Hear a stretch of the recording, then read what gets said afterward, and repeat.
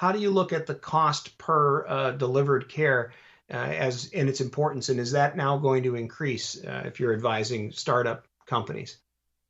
Well, first off, I ask my customer what's important to them.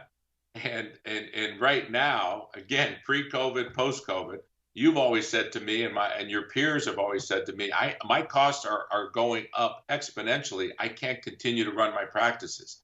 And think about that. I'll give it a case in point. Why was private equity so successful in acquiring entities? Well, because they saw their costs going up and they couldn't continue in that medium. So they needed to have a private equity come in, help them consolidate practices. That's why private equity came in.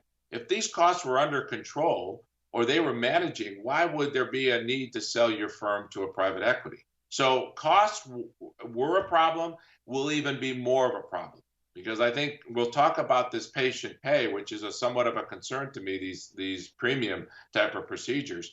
But I will tell you, cost was and will continue to be a dilemma. And by the way, I'm speaking on a global basis here. This is not just a U.S. phenomenon. In fact, in some markets, it's even more so of a challenge. I mean, if you look at the European markets today, I am really concerned about what's happening in Europe. I mean, they have been more severely hurt than even in any other market.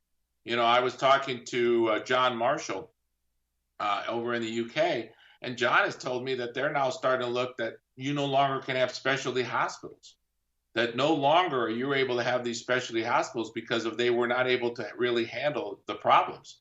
So think about that. Is that a cost or is that just a productivity? I think it's a management of both.